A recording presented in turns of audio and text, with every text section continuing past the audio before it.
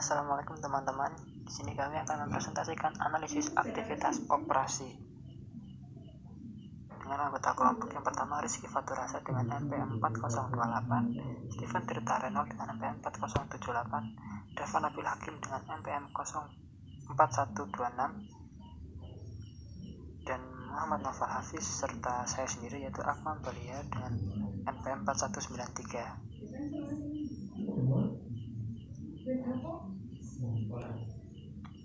Konsep pengukuran laba. Yang pertama adalah laba ekonomi atau economic income.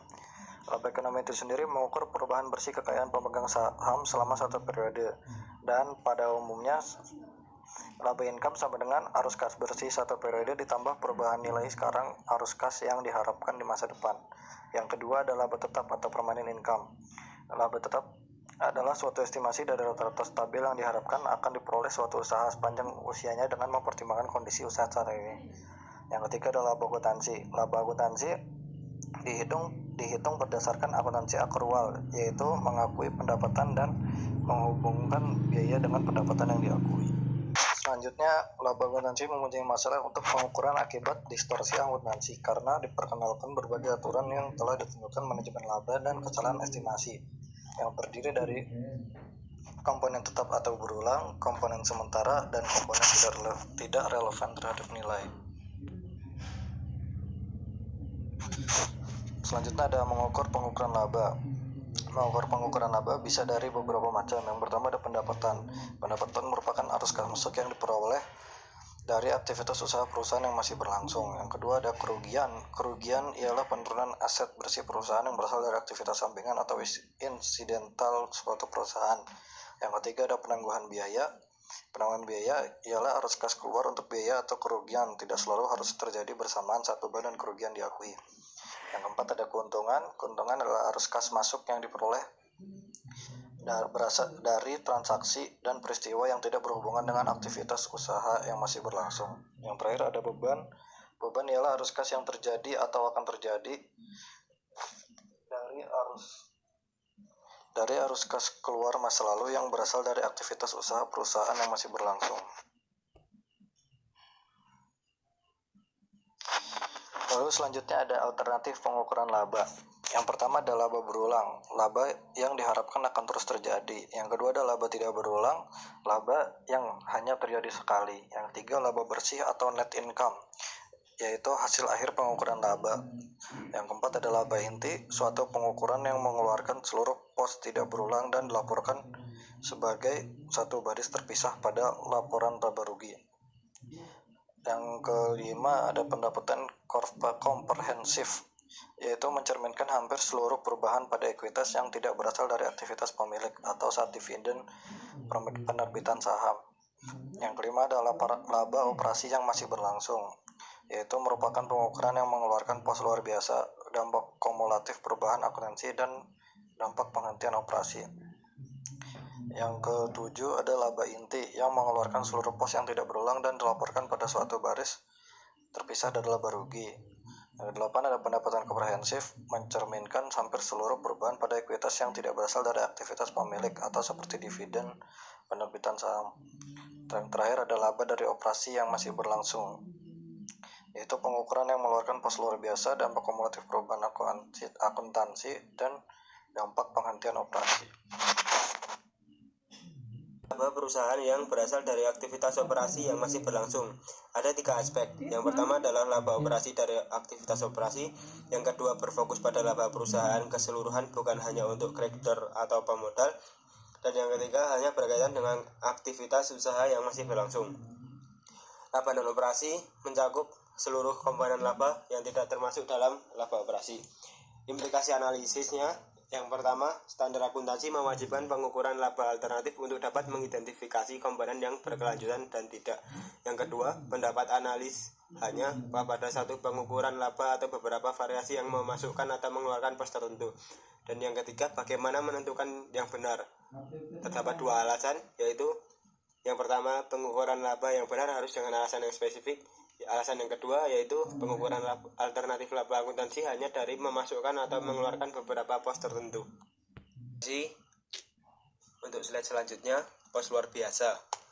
Analisanya bersifat tidak berulang sehingga dikeluarkan dari tetap.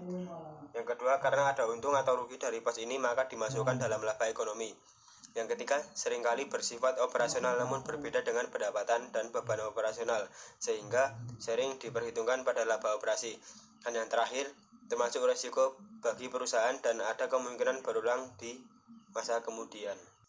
Yang selanjutnya adalah penghentian segmen usaha. Analisanya ada dua, yaitu berorientasi pada keputusan dan masa depan, dan yang kedua dengan melihat kondisi keuangan suatu perusahaan, maka analis harus mengeluarkan aset dan kewajiban operasi yang dihentikan dari neraca. Kemudian perubahan akuntansi, terdapat beberapa analisa. Yang pertama adalah pertimbangan yang perlu. Yang kedua, perubahan akuntansi untuk kosmetik dan tidak memiliki konsekuensi arus kas saat ini maupun masa depan. Yang ketiga, pertimbangan kosmetik tapi mencerminkan realitas ekonomi secara lebih baik. Yang keempat, kewaspadaan manajemen laba atau window dressing. Yang kelima, manipulasi laba ketika perusahaan melanggar praktik-praktik akuntansi. Yang keenam, penilaian dampak perubahan akuntansi terhadap perbandingan lintas waktu. Dan yang ketujuh, mengevaluasian dampak perubahan akuntansi terhadap laba ekonomi dan laba tetap. Selanjutnya pos khusus, terdapat analisa yang pertama yaitu estimasi untuk peluang adanya manajemen laba. Manajemen laba pada beban restrukturisasi mengurangi kepercayaan pada laporan keuangan. Yang kedua, pemahaman dasar ekonomi suatu pos khusus. Pelaporan beban khusus diharapkan hanya satu kali atau tidak berulang sehingga tidak terlalu berdampak. Yang ketiga, penyesuaian laporan laba rugi. Laba tetap mencerminkan profitabilitas perusahaan dalam kondisi normal. Banyak beban khusus terdiri dari beban operasi yang mencerminkan laba tetap, padahal beban khusus mencerminkan kurang saji beban di masa lalu dan investasi untuk perbaikan masa depan. Selanjutnya, industri ekstrak. Kemudian ada beban tangguhan, penelitian, dan pengembangan. Yang pertama, beban yang terjadi dan ditangguhkan karena diharapkan manfaatnya dapat dirasakan pada periode mendatang. Yang kedua, beban aktivitas penelitian, eksplorasi, dan pengembangan untuk berbagai alasan. Yang ketiga, akuntansi menyimpan masalah antara lain tingginya ketidakpastian manfaat akhir yang diperoleh dari aktivitas lead bank. Yang kedua, seringkali dibutuhkan. Yang ketiga, masalah evaluasi yang disebabkan oleh sifat tidak berwujud aktivitas lead bank. Selanjutnya, piranti lunak. Yang pertama, pengembangan piranti lunak sebagai beban ditangguhkan karena dikaitkan dengan pendapatan di masa depan. Yang kedua, praktik akuntansi untuk piranti lunak yang dijual, disewakan atau dipasarkan dengan menggunakan teknologi visibility, sehingga biaya dapat dikapitalisasi dan dikaitkan dengan pendapatan masa depan. Selanjutnya, industri ekstraktif.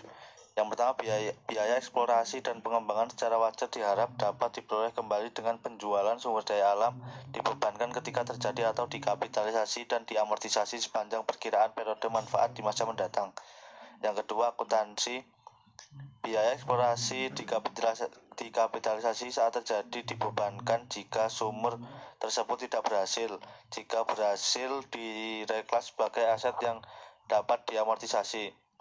Kemudian pengungkapan tambahan untuk jumlah cadangan minyak dan gas bumi terbukti. Biaya yang dikapitalisasi, biaya aktivitas akuisis, eksplorasi, dan pengembangan, hasil operasi aktivitas produksi minyak dan gas bumi, diskonto arus kas bersih masa depan untuk cadangan yang terbukti. Selanjutnya, kompensasi untuk karyawan. Kontrak kompensasi yang ditangguhkan. Yang pertama, janji membayar pada karyawan di masa mendatang dengan beberapa syarat tertentu untuk mempertahankan karyawan. Yang kedua, akuntansi melakukan nilai akrual dari masa sekarang, hak apresiasi saham, stock appreciation rights. Lalu yang keempat, hak sejumlah saham tertentu untuk karyawan senilai kenaikan nilai pasar saham sejak tanggal diberikan. Lalu yang kelima, akuntansi mencatat beban kompensasi pada akhir periode. Untuk selanjutnya, kompensasi untuk karyawan tentang opsi saham. Saham adalah kompensasi berbasis saham. Yang pertama, untuk tujuan kompensasi insentif. Alasannya meningkatkan kinerja karyawan dengan memberikan karyawan kepemilikan pada perusahaan disatukan dengan insentif. Yang kedua, bagi karyawan sebagai sarana meraih kekayaan. Yang ketiga, tidak mempunyai dampak arus kas langsung. Dan yang keempat, tunjangan bagi karyawan tanpa mencatat sebagai biaya. Lalu untuk karakteristiknya, validity date atau tanggal awal karyawan melakukan opsi. Ada dua kategori. Yang pertama, insentif berdasarkan nilai pasar. Wajar tidak dikenakan pajak sampai terjual. Harus dimiliki selama 2 tahun dari tanggal pembelian dan 1 tahun setelah tanggal eksekusi. Untuk akuntansi, yang pertama dilusi laba per saham. Itu metode saham diperoleh kembali untuk menentukan dilusi harga eksekusi dibanding harga saham berlaku. Dan yang kedua, beban kompensasi, yaitu mengakui biaya amorti. Dan yang terakhir tentang kompensasi untuk karyawan, yaitu implikasi analisis, di mana implikasi analisis merupakan penurunan nilai saham, ekuitas diperhitungkan, tetapi diabaikan untuk solvabilitas dan likuiditas. Bunga pajak. Bunga merupakan kompensasi penggunaan uang. Ditentukan oleh tingkat bunga, pokok pinjaman, dan jangka waktu. Beban bunga dibayarkan untuk pendanaan melalui utang, obligasi, dan saham premium. Kapitalisasi bunga merupakan biaya aset yang sudah dibangun atau diproduksi untuk digunakan sendiri. Tujuannya untuk mengukur biaya akuisisi dan amortisasi biaya akuisisi. Bunga pajak. Analisa bunga mengabaikan nilai konversi menggunakan tingkat bunga, obligasi sebagai ukuran, dan mengabaikan biaya bunga sesungguhnya. Akuntansi bunga memperdebatkan antara biaya periodik dan perlakuan kapitalisasi.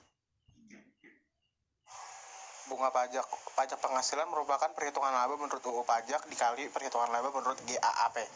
Akuntansi pajak merupakan cash basis, hanya memperbolehkan sedikit aktual yang ada di GAAP.